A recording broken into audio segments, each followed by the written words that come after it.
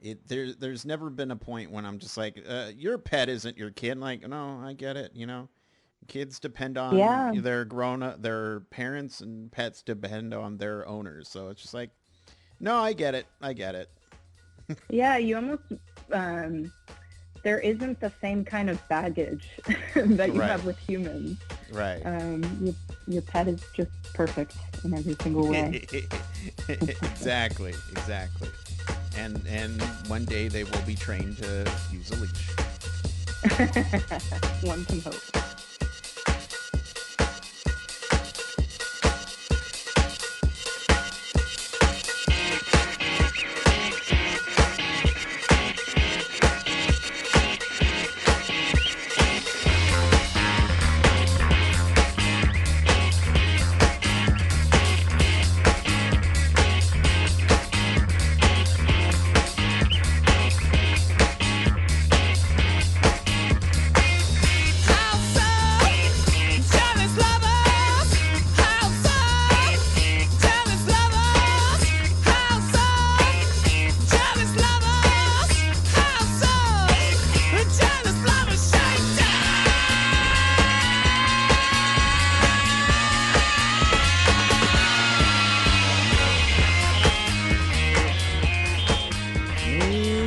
Welcome, everybody, to Casting for Two, the podcast, as always, hosted by me, Chris, and classic me blowing out the audio because I have to. That's just what I do.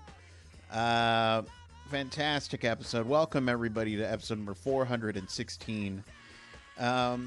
Phenomenal guest today, but of course, continuing the message with the things that are going on in Texas. And I guess the rest of the U.S. in general, now that other states are adopting this dumb measure, this dumb mandate. Wear a mask, okay? If you're so concerned about your freedom and scared that a little like a 3-layer piece of fabric is getting rid of your freedom, to be honest with you, then just stay home. All right, I don't want to see you out there. I'm not going out there, but when I do, I wear a mask.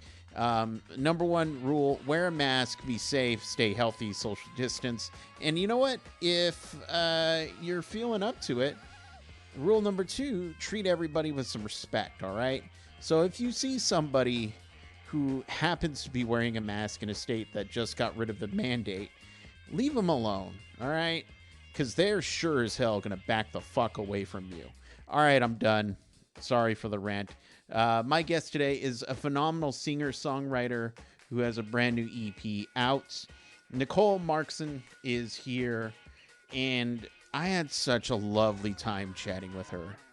And anytime she wants to come back, I'd be happy to have her back. And the music, the EP is phenomenal, and it's so different, and it's a nice change of pace for what I listen to.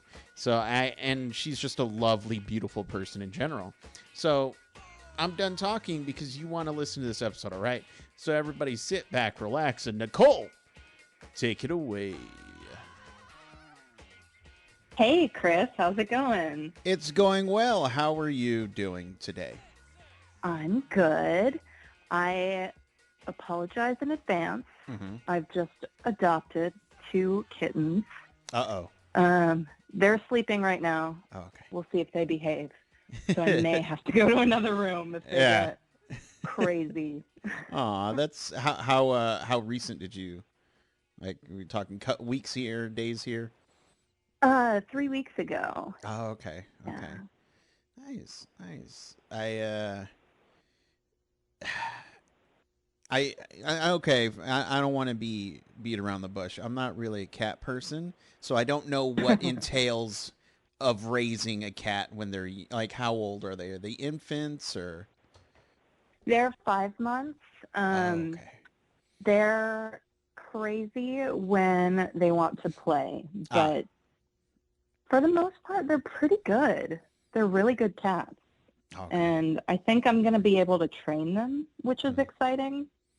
So Well, I'm sorry you're not a cat person. I have a reason to. I'm super allergic to cats, so. Yeah. People eh, are usually allergic or afraid of them. Right, and growing up, I had friends who were cat owners, but their cats were just never around.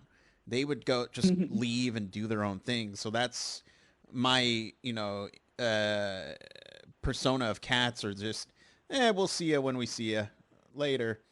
Um, and I grew up a dog person, so dogs are pretty. Well, from the dogs I've encountered and had, they're pretty high maintenance, and they're like, "Hey, give me attention all the time," and I'm just fine. Mhm. You got it. So it's that's just where my world comes from. But yeah, cats are just such a mystery to me. That I think that's why I like them. You know, Mhm. they're low key, they're independent, and Yeah. they're just so mysterious. I think you just need to meet the right cat, perhaps, that Right. doesn't give you an allergic reaction. Well, I wouldn't mind a hairless cat. I've seen photos and stuff, and I think, oh, that's kind of cool. That's There's some cute ones for sure. yeah, yeah. But then the dog person in me is just like, give me any kind of dog, big, small, medium. I love a big, giant, goofy dog who's just Me like too. not aware of how big the dog is and will just run into stuff and knock stuff like that. Just to me is just so funny. And Yeah. yeah, yeah, dogs are just fun. But I'm glad you're gonna be able to train your kid. What are you gonna train them? Like, I think yeah, what do you train a well, cat? um I mean, people always say like cats are notorious for not listening to you, but I think if Hmm. you really work with them, Hmm. teach them the words no, that's most Mm. important. And then I think I'm going to try to leash train one of them. Oh, I think she okay. can do it. Yeah. I'd like to take her for walks and that kind of thing. Okay. Yeah. All right. All right. That'd be cool. I if I saw that, I'd be like, wow, that is one cooperative cat. I would be, my mind would be blown if I were to see that.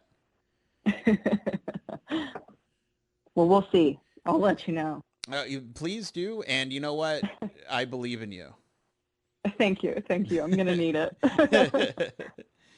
But as you can see, this is a pretty loose show. Um, Great. where you talk about only pets and I love it. Sign me up. Let's do it. have you is there what we don't talk about only pets, but now I'm just curious, is there a pet out there that you would just love to own, like a species of animal, Ooh. or maybe one that you have owned?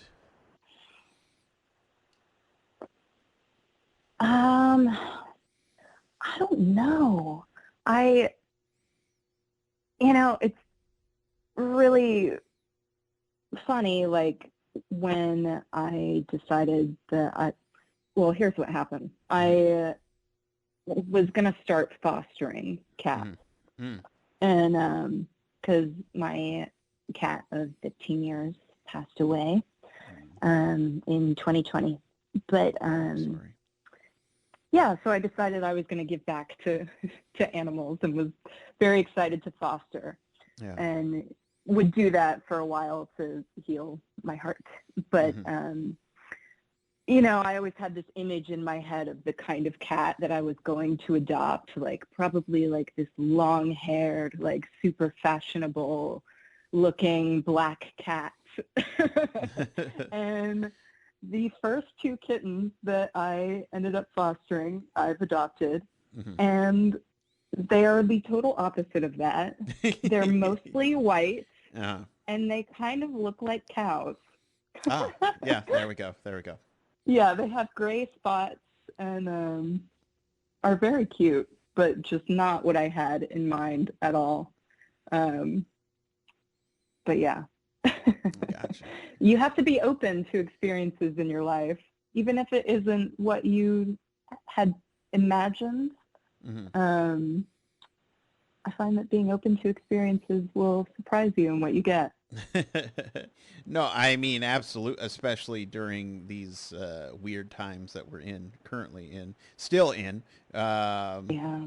but I totally feel your pain. A couple days before Christmas, one of my dogs passed away, Oh, I'm and so sorry. it thank you. It's something I still am not able to talk about, and when it comes to pets, I probably won't be able to talk about. I had a dog before this dog who I can't talk about. You know, I'm just like, I get angry, I get sad, so it's just like, well, there's something about pets that I can't bring it up. Can't You do know it. what? I I lost my mom when I was pretty young, Hmm. a young adult, and I thought I knew everything about grief Mm. after that, Hmm. because when you tell somebody like, "Oh, I've lost a parent," um, grief is such an interesting conversation to have, and Hmm. people would open up to me and tell me about friends, family members, but one that I got a lot when trying to talk about grief was pets, and I kind of wrote it off. Like I was like, "Oh, you just you don't understand. You haven't dealt with just the monumental loss Hmm. of losing a parent, and a pet is something that you can replace, and their Hmm. lives are shorter, and they're supposed to be that way." But Right. man, I got to tell you, once I finally did lose my cat, Hmm. I have a new, completely new understanding. Hmm. In ways, I've found that it is harder than losing a parent. Hmm. They're just they're so innocent, Yeah.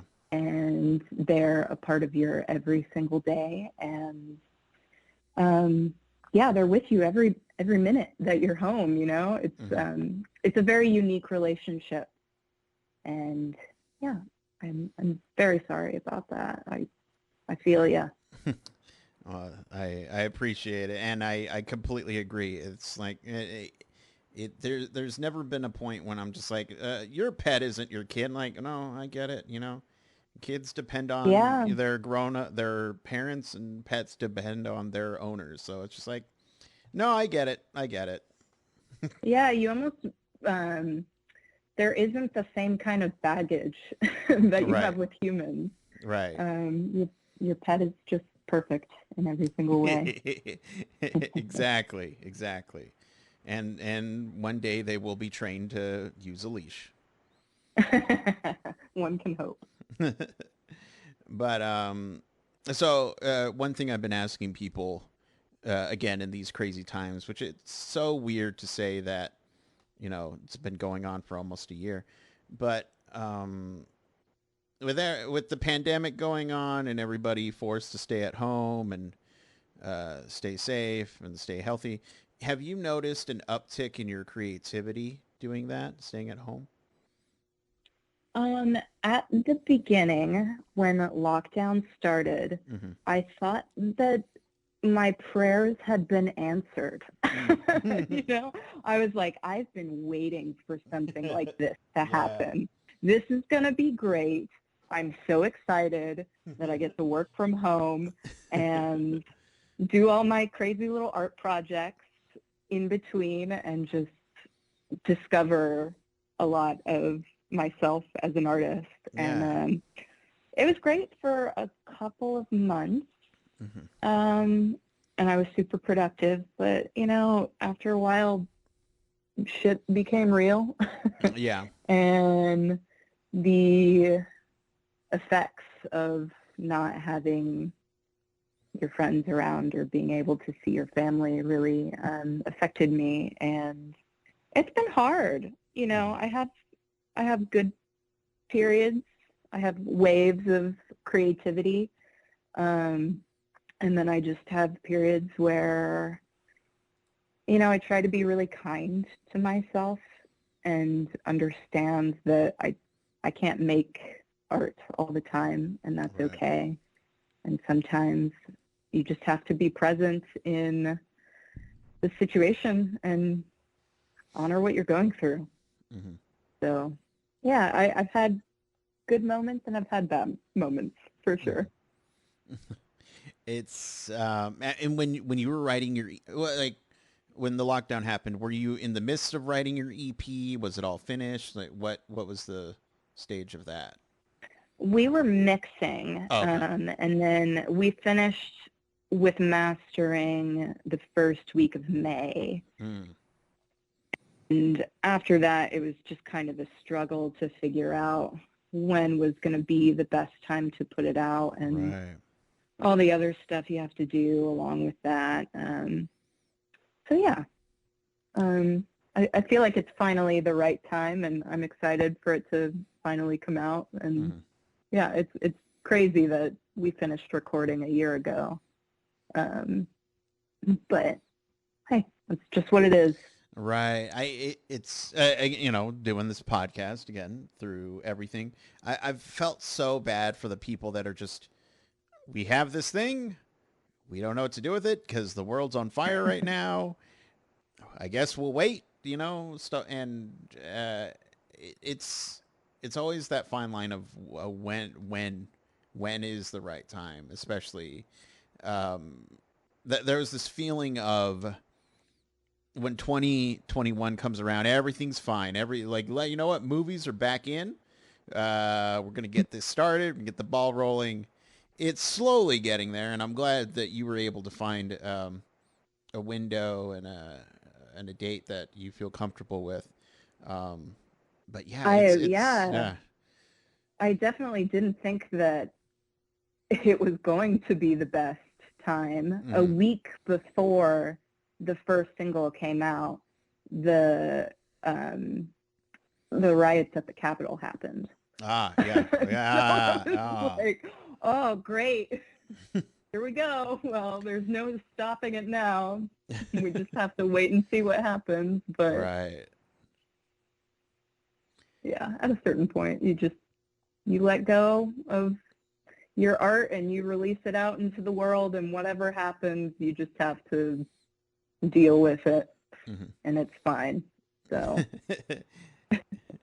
uh, but and I was listening to the EP, and I'm curious how long did it take you to find your particular style, your voice, you know, per se? I don't know. um, so I don't come from a musical background. Mm-hmm. Um, I somehow ended up playing music at 19, and I've always liked the kind of stuff that influenced me, but it took a really long time for me to trust myself to make the art that I wanted to make, and Mm-hmm. then dial in what my sound has. I don't even know what my sound is. That Mm-hmm. sounds so funny to say. It's been interesting hearing how it's being perceived and what genre people are putting on it. Mm-hmm. But yeah, I don't know. I think for me it's just this is the first time that I've attempted to do solo work. Mm-hmm. Whereas my bands in the past have been very collaborative, and there's something interesting about that. My band, Midnight Opera, we all have wildly different tastes as far as we like, and it makes a very interesting soup. But yeah, I think for the EP, I had a couple of things that I was really drawn to and listening to at the time, but and then my producer and I have very similar tastes, so all of the sounds on it just came very naturally to both of us, and yeah. I don't know the answer to that question. I don't know if I answered that at No, all. no, no. I get it, and I there there's certain pieces or music that I listen to. I'm like, oh yeah, that's rock. That's blah blah blah. blah blah blah blah blah.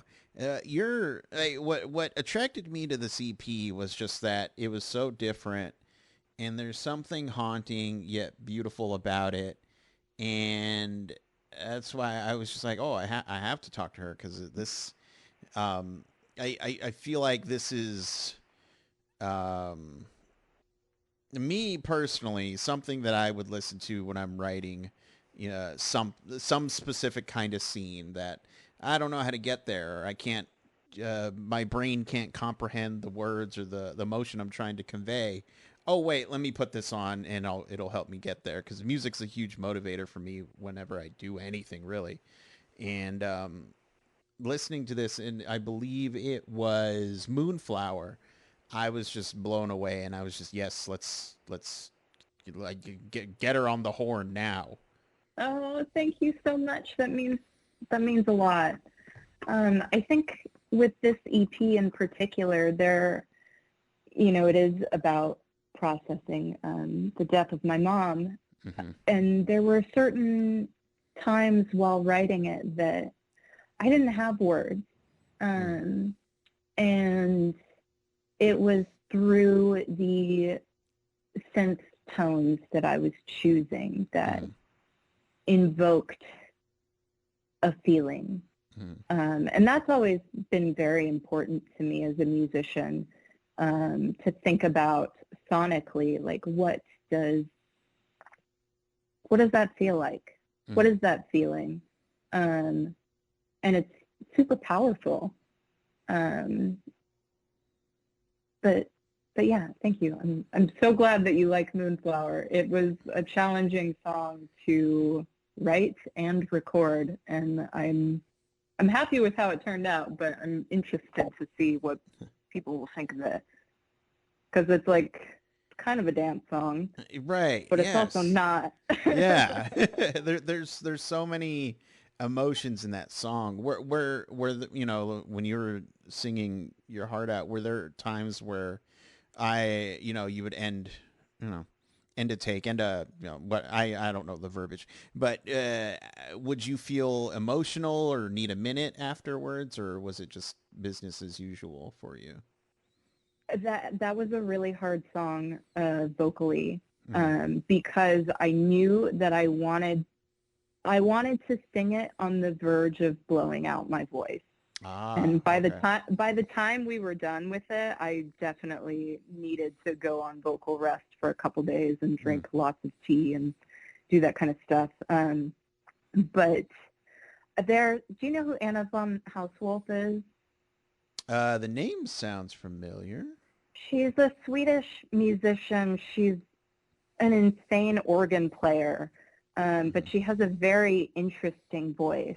And I remember reading an interview with her where she said that people are still afraid when a woman screams her nuts off. Mm. And I think about that quote all the time. Just, man, I want to be a woman who screams my nuts off. It's And see, I'm as I'm envious of songwriters in general because I feel like I don't I can, and I tell people this all the time. You need me to write a short story? Yeah, no problem. Let's do this. You need me to write a song, like a 5 minute song? Nah, can't do it. Can't do it. But also another fun fact that not very many people know about me: I can't scream. I can't do it. I don't know. It's like I would love to be able to scream my nuts off, but I don't possess that ability. maybe you just need to try. Mm. Go into a room Ah. where no one's gonna be alarmed, Mhm. and just try it. It's pretty cathartic. I remember when I was in film school, I was doing I was doing behind the scenes, film school, that kind. But one of the actors, the acting group needed actors, and I volunteered. And Mhm. one scene called for me to yell. And I remember I was, I'm mad, I'm angry, blah blah blah. And and the director's like, I don't really believe you. I'm like, what are you talking about? I don't know. So yeah, I don't know what he did, but I started yelling, and the scene's over, and I immediately start laughing because the notion of me yelling is really funny to me. So I laughed for 5 minutes, and everybody was just, "What's going on with him? He's not done laughing." And the director's like, "It's his, uh, uh, you know, a progress or whatever, his steps." And I don't know, just the fact of me laughing made me, or yelling made me laugh, because I'm just not, I don't do that. I mean, it can be pretty funny. Right. Nah. So yes, this is the podcast where you find out I'm envious of people who can yell and scream and also be around cats without losing their ability to breathe. Yeah, you found me out. We have our different superpowers. There's Nah. probably something that you can do that I'd be pretty envious of. I don't know. I don't know. But anyway, no. For the people at home who, well, okay, well, let me ask you this. Before we end this podcast, I'm curious. Obviously, again, we've talked about the pandemic, but is there one song off the EP that you personally would love to play in front of people? Ooh, Wild Again. Yeah. Yeah, that was the song. When I wrote that song, I started writing it for a different project that was like a one night only type deal, and just really loved it and knew it was special. Mm-hmm. So I reworked it for this and changed the lyrics and the vocal melody. And when I finished it, it had come together so quickly. Mm-hmm. And recording it too, it was just like everything was in place. It just felt right. And I was obsessed with how dark it was. I'd never written anything that crazy sounding before. Yeah. And I immediately wanted to write 10 more songs that sounded just like it, and haven't been able to do that. But that'll be a really fun one live. Because, yeah, it's just loud, it's bombastic, it's nasty. I think that it's going to be a crowd pleaser. But also Moonflower, too. Yeah. I'm excited to see if people dance to that. If you can figure out how to dance to my songs, I will be very impressed. Challenge accepted. Yeah. But yeah, I think especially after going through everything this year and last year, we're going to need some catharsis. We're going to need to express all of the things in a communal aspect. Yeah. I mean, look at Phoebe Bridgers on SNL. Like, oh my gosh. It's so great. So awesome. What? It's so fun. I love her so much. And when she was announced as the guest, or the musical guest, I was just, wow, how unexpected, but I was so happy for her, and just excited that more. I don't want to be that guy. Ooh, I don't know her reach. I don't know her fan base. I don't know nothing. But I was listening to her in the summer time, and I haven't heard anybody talk about her, but then on SNL, yay, more people are going to be able to hear her. And then she freaking rocks it and destroys a guitar and just is so badass. I'm just like, yes, thank you. More of this, please. Yeah, definitely. Because it's like we all understand what we've been through. this year. It's going to be really cool to have that cathartic moment, all of us together. So I'm excited for that, and reserve the ugly music for that, please. Break your guitars. Which, as cool and badass as that was, my inner like uptightness was just like, oh no, her guitar, she's breaking it. What? I feel that way. Yeah. It's like an $80 guitar. Oh, okay. Yeah. So, I mean, it's fine. Yeah, as long as it wasn't It's probably expensive. not her, like, personal guitar either. Yeah. Like, that she writes her most precious songs on. So it's fine. I always love that when somebody gets so amped up they break their guitar, and and again the inner stickler in me is just like, but that costs money. Don't break it. When I used to have a band, one of our lead singers would smash my mic stand down, and I get mad at him because I'm like, why are you smashing it? You didn't buy it. I did. Stop smashing that's not cool. Yeah, and but it was rock to do that. But of course we were in high school, so it was like, come on, what did we know? Yeah, don't break other people's things. Break your own things. Exactly. Moral of the story.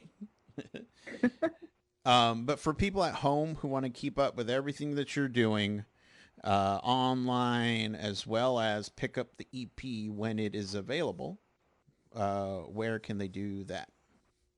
Yeah, I have a website. It's NicoleMarxen.com. I'm on Bandcamp, Nicole Marxen. And then I'm on Instagram and Twitter. I think my handle on Twitter is just my name. And then on Instagram, it's Nico Marxen. And my last name is spelled Marxen. There we go. But There we go. Nicole, thank you so much for sitting down with me and chatting with me. Anytime you want to come back and talk more about music and or pets, I would be happy to have you back on. Thank you so much. This was an absolute pleasure. Thanks for having me. Of course. And, I'll let you go. Take care of your kitties, and continued safety and health, to you. You too. Take care. Take care. Bye-bye. Bye.